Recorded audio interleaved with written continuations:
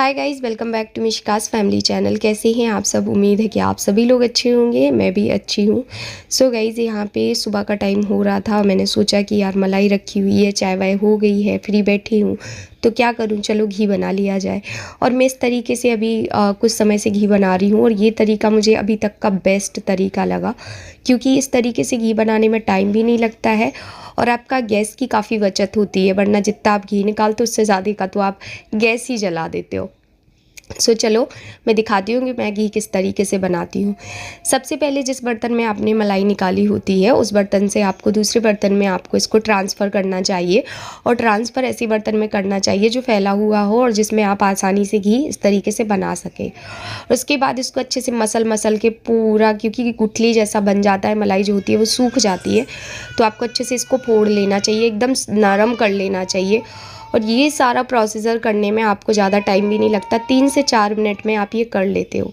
मंस नहीं रो रहा है, पीछे कोई बाजू में बच्चे रहते हैं वो रो रहे हैं, नहीं तो आप लोग बोलो मंस रो रहा था, मैं एडिटिंग कर रही थी।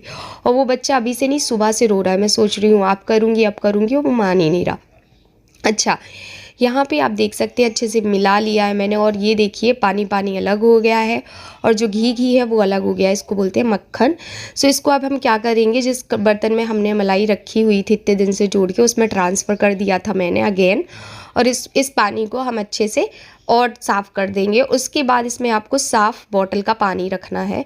और ये बॉटल का पानी जो होता है बहुत ज़्यादा ठंडा होता है, तभी ये जो आप घी होता है इसको आप साफ़ करते हो, मतलब इसको आपको 2-3 पानी से साफ़ करना चाहिए। इससे क्या होता है, जो भी छाछ रह जाता है या दूध, जिससे जो भी आप बोलना चाहो, ये पानी पानी सा अलग हो जाता है।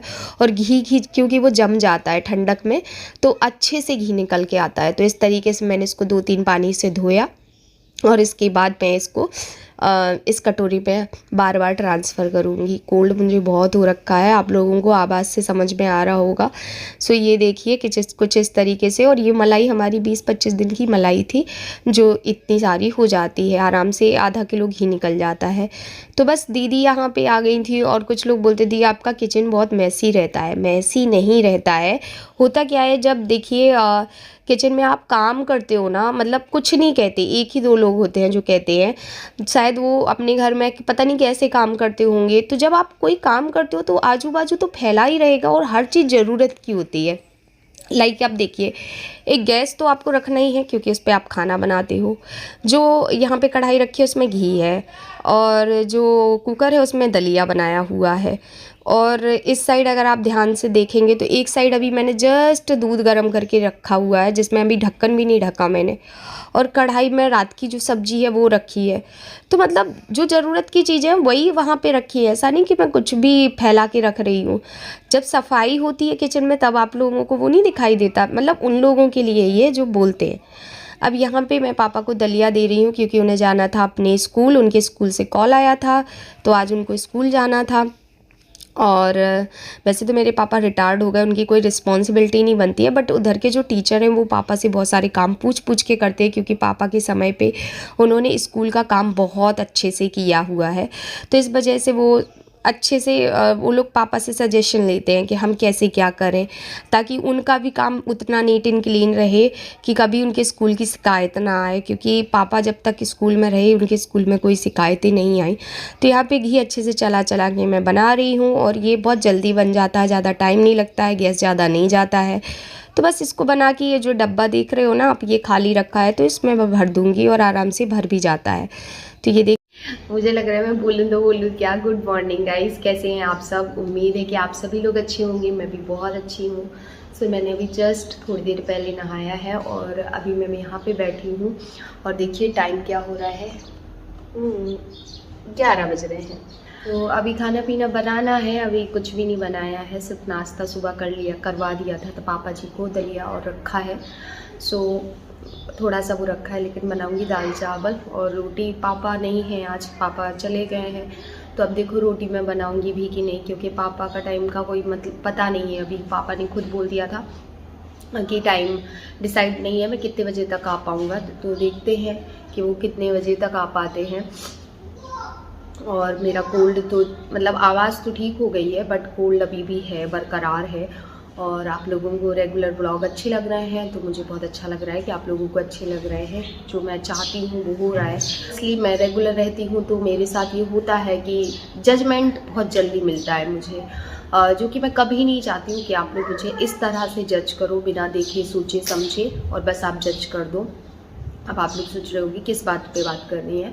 एक्चुअली मैं बेड के नीचे बैठ के इसके पहले जो ब्लॉग गया है बेड के नीचे बैठी हूँ। मंस बेड के ऊपर सो रहा है, साफ साफ उस पर बिस्तर दिख रहा है कि बिस्तर ऐसे डला हुआ है और बच्चा सो रहा है मेरा, मिशिका सो रही है मेरी। उस पर इतने मतलब 2-3 लोगों ने ऐसे ही कमेंट कर दिए कि बेड पे बैठ के खाना खा रही हो, ऐसे तो बड़ा ज्ञान देती हो, ये वो। एक को तो मैंने ही जब उन्होंने इतना बोला तो मैंने उनको ऐसे ही रिप्लाई किया, रूडली ही रिप्लाई किया था कि अगर आप अपनी आँखों का इलाज करवा लो क्योंकि आपको ज़रूरत है, देख लो ढंग से कि बेड के नीचे बैठी हूँ कि बेड के ऊपर बैठी हूँ। उन्होंने अपना कमेंट डिलीट मारा।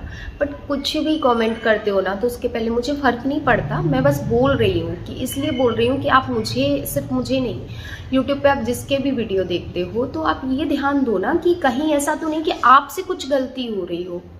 आप दूसरे को बोलने से पहले एक बार नहीं 4 बार चेक करके बोलो। तो इसमें क्या होता है ना, आपको भी ऐसा नहीं लगना आप किसी को गलत चीज़ ना बोल रहे हो, उसकी गलती ना हो और आप उसको उस बात पे सुना रहे हो, ये नहीं होना चाहिए और ये होता ही है, ये मत किया करो। और अभी मैं सच बताऊँ ना, मैंने इतना ब्रेक ले लिया है ना, नेगेटिविटी मेरी लाइफ में इतनी सी भी नहीं है। बट मुझे पता है मैं रेगुलर होंगी मुझे नेगेटिविटी मिलना चालू हो जाएगी, क्योंकि बेमतलब का जजमेंट आपको मिलता है। अगर 10 लोग आपको पसंद करते हैं तो 2 लोग आके आपको आपके ऊपर जजमेंट पास करने लग जाते हैं। तो बस वही है कि आप बिना सोचे समझे, गलती नहीं है तब भी सुनाओ, मतलब नहीं बनता। मुझे नहीं, मैं सबकी बात करता हूँ। आगे के काम करते हैं।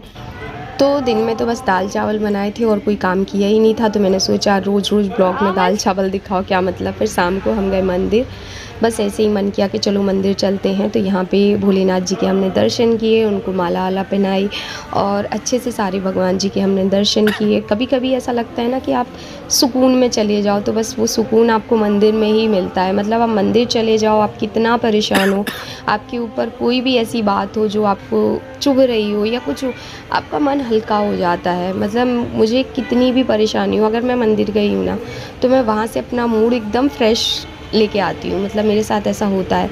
तो बस यहाँ पे हमने अच्छे से भगवान जी की जय की, प्रसाद चढ़ाया। और कहते हैं ना, नंदी के कान में जो भी बोलो भगवान वो पूरा करते हैं। तो बस मैं यहाँ पे मिशिका को भी बता रही थी और मैं खुद भी मन्नत मांग रही थी जो भी मुझे मांगना था।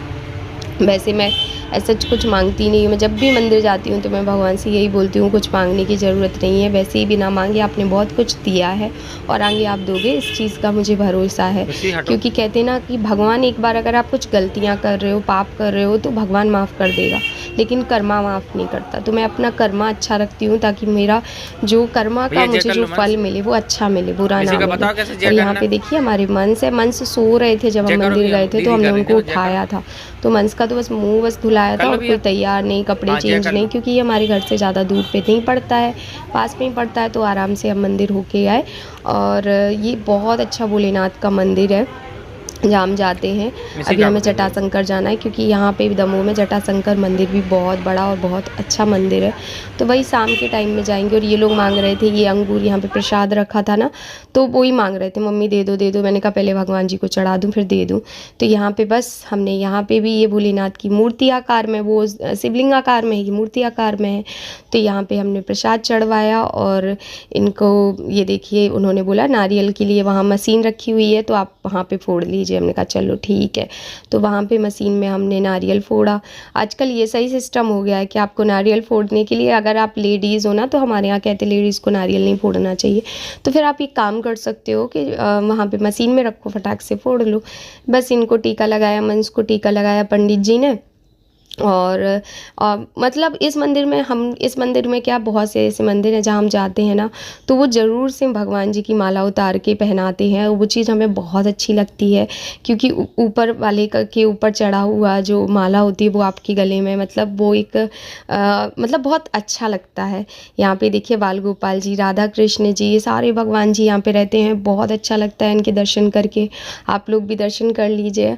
और बस इसी के साथ मैंने सोचा कि चलो भगवान जी के साथ आज आप लोगों के साथ भी हम, जैसे हमने अपनी रात का एक होता ना शाम का अंत ऐसे किया था दिन का पूरा जो हमारा गया, तो वैसे ही मैंने सोचा ब्लॉग में भी दिखाती हूँ।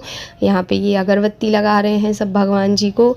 बहुत सुंदर मंदिर है ये भी, दमोह में ज़्यादा पुराना नहीं है, मुश्किल से 2-2.5 साल पुराना ही होगा, बट ये बहुत अच्छा स्थान है। अगर आप लोग जाना चाहें तो आप लोग जा सकते हैं। और जैसे कि मैंने बोला ये जटाशंकर की लाइन में ही आता है, जटाशंकर जाती है। ये वाल्मीकि जी बैठे हुए हैं यहाँ पे। ये अभी पीछे का है, आगे बहुत अच्छा झरना सा लगा हुआ है, तो वो और अच्छा बहुत सुंदर सा दिखता है। और बच्चे भी, क्या होता है ना, आप जो करते हो तो बच्चे भी देखते हैं। अब जैसे हम हर जगह ये अगरबत्ती लगा रहे थे, मैं पैर छू रही थी, तो मंस मिशी का भी पीछे पीछे पैर छू रहे थे, अगरबत्ती लगवा रहे थे साथ में, तो बड़ा अच्छा सा लग रहा था, अच्छी सी फीलिंग दे रहा था। तो कैसा लगा आज का ब्लॉग आप लोग ज़रूर कमेंट करके बताइएगा, और मैं उम्मीद करती हूँ कि आप लोगों को पसंद आया होगा। अगर पसंद आए तो एक लाइक ज़रूर कर दीजिएगा। मैं मिलती हूँ नेक्स्ट ब्लॉग में, तब तक के लिए bye guys, love you all, take care, ख्याल रखो।